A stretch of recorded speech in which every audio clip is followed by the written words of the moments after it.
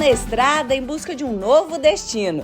Desta vez, saímos de BH pela MG10 e seguimos pela MG 424 rumo a Pedro Leopoldo. Nos 100 anos da cidade, comemoramos com emoção. Pedro Leopoldo, querida, berço de cultura e tradição. Que o futuro seja rico, quanta história que nos guia. Pedro Leopoldo, parabéns, caminhos de luz e alegria. Então, chegamos a essa simpática cidade que faz parte da região metropolitana de Belo Horizonte. Situada a aproximadamente 40 quilômetros da capital mineira, Pedro Leopoldo é rica em histórias, cultura, é terra do boi da manta e de diversas outras tradições. A cidade, que faz parte do circuito turístico das grutas, é um daqueles lugares gostosos da gente conhecer. Pedro Leopoldo, centenário tão especial, com cachoeiras e histórias, um lugar fenomenal. No coração de Minas, reza um pedaço do nosso Brasil, onde o crânio de Luzia revela riquezas mil. Na, na, na, na, na. Sejam bem-vindos à nossa querida Pedro Leopoldo, berço de muita cultura e tradição. Esse ano a cidade completou 100 anos e fizemos essa música com muito carinho, né, pensando na cidade de Pedro Leopoldo, que é esse berço de cultura e muita inspiração para todos nós. Então, PL é 100, querida, berço de cultura e tradição. Que o futuro seja rico, quanta história que nos guia. Pedro Leopoldo, parabéns, caminhos de luz e alegria. Pois é, e lá se vão 100 anos de história. E para começarmos a contá-la, seguimos para a Quinta do Sumidouro, para a casa que pertenceu ao bandeirante Fernão Dias, a 14 quilômetros da sede, o lugar onde toda a história de Pedro Leopoldo teve início. Então, a casa de Fernão Dias é um bom ponto de partida para a gente entender a história dessa região, né? Eu diria mais do que da região, de Minas, né? A história de Minas passa por esse local que é chamado Quinta do Sumidouro. Por que é tão importante, né? E qual que é o diferencial? Os bandeirantes, o primeiro a vir para Minas é o Fernão Dias. E ele usa principalmente os rios como meio de condução. Aqui embaixo passa o Rio das Velhas e é exatamente nesse ponto que ele vai desembarcar. Ele acha o local assim, muito aprazível, né? Tem uma lagoa aqui atrás, tem o próprio rio, tinha muita caça. Então ele vem com cerca de 600 pessoas e ele vem em canoas, né? E aí ele gostou do local e o Fernão Dias resolve fazer deste local, né, a base da sua bandeira. Então ele constrói a casa, né? Ali na frente tem, antigamente tinha a casa do genro dele, o Manuel da Borba Gato, né? E todos que vieram com ele construíram casas aqui ao redor. Então é o terceiro arraial de Minas Gerais. Esse ano, né, nós estamos fazendo 350 anos que o Fernão Dias chegou a esse local. E mais para frente, né, o município vai crescer e lá na área central vai surgir uma fábrica de tecidos e também a estação, né? E dá o início à sede do município que hoje nós conhecemos como Pedro Leopoldo. Bora para lá então? Vamos lá! Além da Casa Fernão Dias, que é porta de entrada do Parque do Sumidouro por Pedro Leopoldo, aqui também achamos a maior canoa indígena do estilo piroga encontrada no Brasil. São 14 metros de comprimento e cerca de 300 anos de idade. Seguimos para a sede e foi lá na estação que o Ricardo nos contou várias outras histórias. Essa estação é do século XIX e no próximo ano ela vai fazer 130 anos que ela foi inaugurada. Alguns fatos bem interessantes a respeito da estação, né? Um deles é aquele ali, a distância, né? Está escrito ali 648 quilômetros e 23 metros. Que distância é essa? É a distância da estação aqui de Pedro Leopoldo para a estação central do Rio de Janeiro, né, de onde veio o maquinário para a fábrica de tecidos, né? Outra coisa muito interessante, uma coisa que é curiosa na nossa cidade, é o nome da estação. Ela foi inaugurada em 1895 e o engenheiro-chefe que autorizou que a linha de trem passasse por aqui e autorizou a construção desse complexo, que é a Praça da Estação, ele infelizmente faleceu um ano antes, em 1894. E a estação, quando ela foi inaugurada, era chamada de Parada da Cachoeira, porque o local aqui era conhecido como Cachoeira Grande. Como o Pedro Leopoldo veio a falecer, 6 anos após a inauguração, alguém teve uma ideia de fazer uma homenagem para ele, né? Então mudou o nome da estação de Parada da Cachoeira, ou Cachoeira Grande, né, para Pedro Leopoldo. Outro fato muito interessante, o doutor Pedro Leopoldo nunca esteve aqui, quando vivo, em Pedro Leopoldo. É mesmo? Ele só autorizou, né, que fosse construído tudo isso. Como ele faleceu, ele viria para a inauguração, mas ele faleceu antes. Agora, outra curiosidade, depois de morto, Pedro Leopoldo está em Pedro Leopoldo. Mas como assim?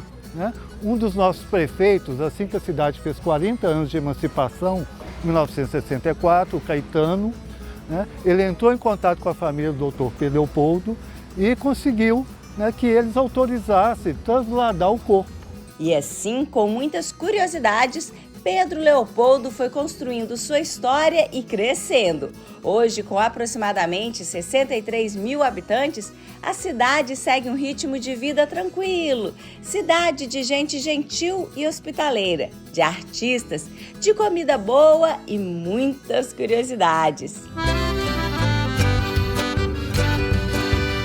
E claro que se estamos nessa região, não podemos deixar de falar sobre as descobertas de Peter Lund, o pai da arqueologia, paleontologia e espeleologia brasileira. Para você ter uma ideia, é aqui que se localiza a Gruta do Baú, no distrito de Fidalgo, um dos lugares mais importantes da paleontologia em Minas e no Brasil. Quem vem em Pedro Leopoldo, um lugar obrigatório é aqui na Gruta do Baú, né? É um local icônico, né, quando você faz uma referência as descobertas do Peter Lund em Minas Gerais. Nesse local ele encontrou cerca de 900 fósseis. Nossa! Alguns eram animais que existem hoje, né? E outros eram animais extintos da Era do Gelo. Então, entre os animais que ele encontrou aqui, por exemplo, o primeiro fóssil de um cavalo selvagem encontrado nas Américas. Lobo selvagem, chacal selvagem. Encontrou, além disso, né, capivara gigante, um tatu, o fóssil dele, quando calcularam, o animal devia pesar cerca de 150 quilos. Um primo dele, que é maior do que o tatu, que nós geralmente chamamos de tatu gigante, que é o Gliptodonte, também é desse local. Mas o animal mais assim, incrível, né, que o mundo inteiro conhece, né, o primeiro fóssil do tigre dente de sabre é daqui. É mesmo? E nós mineiros mesmo não sabíamos que o tigre dente de sabre falava uai, né? Acho que quase todos nós já assistimos pelo menos um dos filmes do desenho A Era do Gelo. Gente, quase tudo que você vê lá no desenho foi encontrado o fóssil dele aqui na região. Por exemplo, os animais que são os 3 principais, o mamute não havia na América do Sul. Mas aqui na nossa região foi encontrado o primo dele, que é o mastodonte, né? O outro, né, que é aquele que apronta demais, que é aquela preguiça, que é o Cid, né? O Lund encontrou espécies muito parecidas com o Cid. Mas assim, eu acho que o mais fantástico de todos, né, é saber que o predador símbolo da Era do Gelo é mineiro, é nosso. Papo vem, papo vai e rapidinho a gente percebe que Pedro Leopoldo tem muito mais do que a gente pode imaginar para oferecer. E quanto à cultura, Pedro Leopoldo é rico em tradições e uma das principais delas é o Boi da Manta. E olha, gente, o Marcelo, que é o presidente da Associação Cultural do Boi da Manta de Pedro Leopoldo, né, Marcelo? Isso da nossa tradicional festa aí de Boi da Manta de Pedro Leopoldo. Pois é, que além de tradição, é uma grande festa esse evento. É um evento maravilhoso, é uma tradição nossa já de 105 anos de tradição, né? Que é uma festa cultural, além de tudo, né? E muito respeitada aqui por todos nós do Pedro Leopoldenses, que adoramos, amamos essa festa. Como é que começou essa história, hein? Então, essa festa começou dentro da fábrica de tecido, que foi a primeira fábrica, né, emprego em Pedro Leopoldo. E era feito para fazer o Natal das crianças. E o evento foi crescendo, crescendo, e hoje se tornou essa realidade aí de 105 anos de tradição, né? E com público aí estimado a 50 mil pessoas por dia. É um pré-carnaval nosso. A gente começa o Boi da Manta, geralmente, no dia 27 de janeiro, que é aniversário da cidade. Esse ano, Pedro Leopoldo completando 100 anos, né? Completou 100, nós 105 de tradição. É uma coisa maravilhosa. Então, os bonecos caricatos que eu tenho, que todos fazem parte da nossa história do Boi da Manta. Desde o meu avô, do Cacai, do Totó, são irmãos também que ajudaram junto com o meu avô, até o Calango, né, meu pai, que foram os últimos responsáveis. E os bonecos, tem uma coisa neles aí que pouca gente sabe, eu só faço os bonecos depois que a pessoa morre, vem falecer. Porque todo mundo quer fazer um boneco, né, no Boi da Manta. Então eu espero acontecer, entro em contato com as famílias, eles sempre aprovam, e a gente vem e faz uma caricatura dos bonecos para participar com a gente aí pro resto da vida. Boi da Manta, por quê? Aqui em Pedro é cercado de fazendas, muito boi, muita vaca, né, essas coisas todas. E meu avô teve a ideia de pegar uma cabeça de boi e colocou numa armação na época de bambu. Ele também tem muito bambu em cada cachoeira grande, aí colocou de bambu. E aquilo foi tornando realidade, né? O boi, por quê? Boi da Manta, a cabeça do Boi da Manta, e a manta é porque uma fábrica de tecido produzia a manta. Então, Boi da Manta, entendeu? Aí vem com essa tradição aí que até hoje está aí, corre esse mundo todo aí, maravilhoso, graças a Deus, e por mim vai durar mais 200 anos. Ah, com certeza, vida longa esse Boi da Manta, né? Se depender de mim, vai muito, eu amo paixão essa cidade e esse Boi da Manta, meu. Seguindo a linha da cultura, que é uma das fortes características de Pedro Leopoldo, encontrei um artista, um artesão que faz peças lindas de macramê. Há 10 anos, o Gilberto se dedica a esta arte. Me conta como começou a sua história com o macramê, de onde que veio esse interesse? Esse interesse veio lá, eu trabalhei com escoteiros há muitos anos, 25 anos mais ou menos eu trabalhei com escoteiro. E lá a gente tinha o bracelete de sobrevivência, que é onde a gente tecia a cordinha, para ficar mais fácil para a gente carregar, para não embolar, né? E quando a gente precisava de fazer um trabalho aí no acampamento, no mato, qualquer coisa, se precisava de corda, você desmontava a pulseirinha, você tinha 2, 3 metros de cordas guardadas para você trabalhar. Então comecei a fazer isso e daí fui implementando outras coisas, fazendo pesquisa, foi aparecendo outros tipos de pulseiras, qual tem aqui, né? E também tudo é macramê. Então comecei com macramê e aí até já tem 10 anos que eu estou nessa lida com macramê. E nesses 10 anos, o Gilberto vem desenvolvendo esse trabalho lindo. Porta-celular, molduras de espelho, bolsas, pulseiras, porta-trecos, jogos de mesa, tapetes e muito mais. Conversa vai, conversa vem e ele me explicou como o macramé é feito. E claro que lá fui eu tentar. Aqui a gente pega geralmente os 2 fios centrais, onde tem esse um buraquinho aqui, né? Você pega os 2 fios centrais, eles vão ser o fio guia, os 2 fios guia.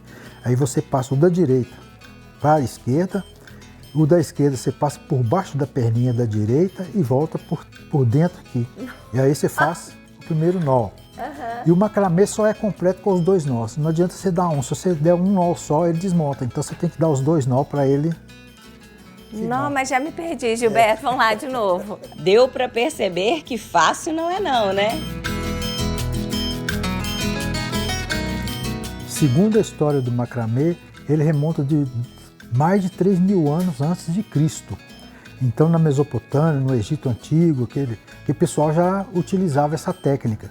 E o nome macramê vem de tecido com franja.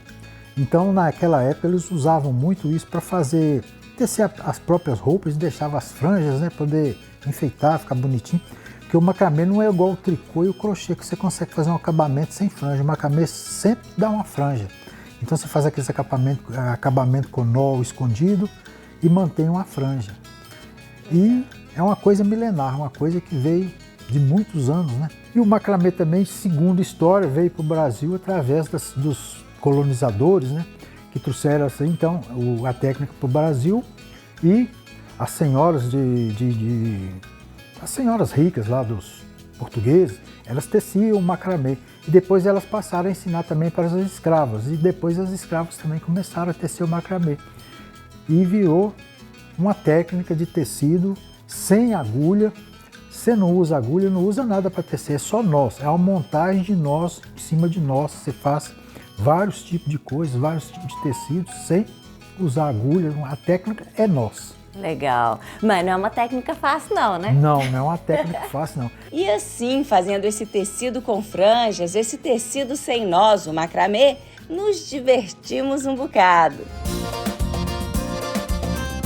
Outra artista de Pedro Leopoldo que encanta pela delicadeza é a Márcia. Com muito carinho e um olhar sensível, a Márcia, que como diz é artesã desde o nascimento, faz um trabalho cheio de significados. Amo fazer artesanato, apesar de que eu sou pedagoga, mas, né, Pedro Leopoldo tem muitos artesãos, né, tem vários que fazem coisas diferentes. Quase todos que a gente conhece aqui, eles fazem muitas coisas diferentes. Então, assim, tem que dar valor, né, àquilo que a gente faz e a raiz que é daqui de Pedro Leopoldo. E é uma coisa tão prazerosa de fazer que tem hora que eu começo a fazer, eu esqueço da vida. Eu esqueço de comer, eu esqueço de dormir, tem hora que vai dormir mais tarde. Tudo por causa do artesanato. E assim, com todo orgulho, que a Márcia conta suas histórias e mostra seus produtos. Os cheirinhos são seus xodós. É lavanda, o trussô, capim-limão, limão puro, escalda-pés.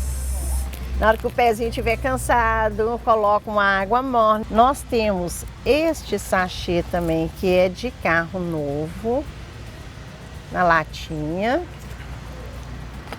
Nós temos, aqui não tem jeito, é um incenso de cone. É uma coisa que você não conhece, que eu vou te mostrar, que chama vidrinho da felicidade. Que aqui nós temos a girassol, o milho, o café, o sal grosso e a canela. Isso aqui é como se fosse um amuleto, né? A pessoa, né, nós apelidamos isso aqui, fizemos, né, de vidrinho da felicidade. E assim, entre cheirinhos, delicadezas e criatividade, a Márcia e sua irmã encantam um pouco mais a cidade.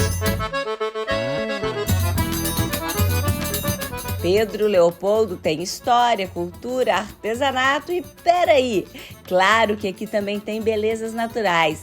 Seguimos para a Fazenda da Laje, a uns 10 quilômetros da sede, em busca dessas belezas. A Fazenda da Laje é uma delícia. Entre gansos, cisnes, marrecos e até avestruzes, é daqueles lugares para a gente se sentir à vontade e relaxar. E aqui também achamos a famosa Cachoeira do Urubu. A Cachoeira do Urubu é a mais bonita cachoeira da região e por isso atrai muitos turistas. Com aproximadamente 15 metros de queda livre, ela forma essa piscina natural que é um convite a um mergulho. Como estamos em época de seca, ela não está tão exuberante como costuma ser, mas segue sendo um lugar delicioso para descansar. E foi batendo um papo com o Evandro Eustáquio, que é um dos proprietários da fazenda, que fiquei sabendo o porquê do nome Cachoeira do Urubu. O nome mesmo, Cachoeira do Urubu, veio porque antigamente meu avô, os bisavós, criavam muito gado, né? E costumavam cair muito nas pedras e morria. Aí juntava os urubus, né? Era muita água, muita mata, então morria muito gado. Aí juntava. E o nome ficou? Ficou. Pegou e ficou. Ficou. Além dessa, diversas outras curiosidades fazem parte das histórias da Fazenda da Laje, que já está nessa família há 4 gerações. Começou com meu bisavô, veio com meu avô, e aqui era o suficiente, tá? Aqui tinha que fazer fubá, fazer farinha, né?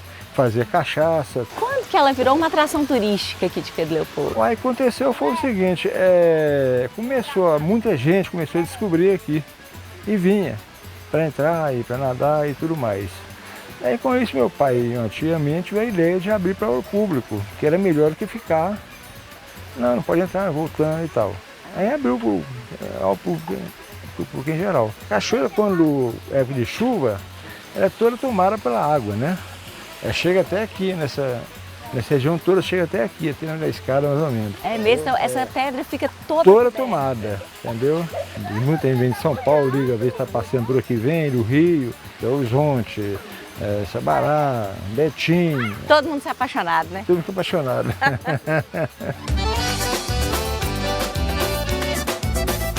E para terminar esse dia que foi cheio de histórias e descobertas, resolvemos experimentar uma das delícias daqui.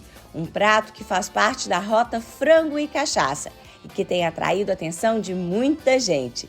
No restaurante mais tradicional da cidade, degustamos a tulipinha de frango. Sua casa tem 44 anos de existência e ela leva o nome do meu avô, que iniciou tudo isso em 1980.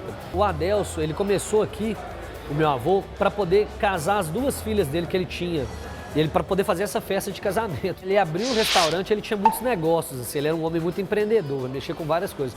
E ele resolveu, porque ele morava aqui ao lado, ele resolveu abrir esse bar para poder ajudar a complementar a renda, para ele fazer o casamento das duas filhas que ele tinha. E nessa brincadeira, né, tem 44 anos que nós estamos aqui. Pois é, e lá se vão 3 gerações tocando esse negócio.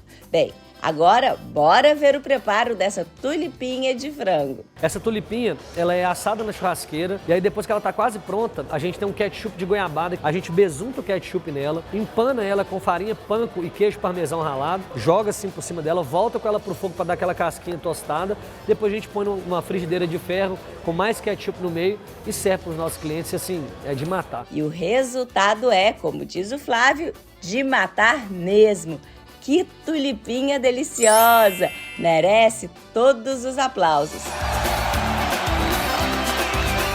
Pedro Leopoldo foi uma grande descoberta. Uma cidade linda, cheia de encantos, surpresas e um povo muito hospitaleiro. Uma cidade gostosa para se conhecer. Lugar ideal para passar bons momentos.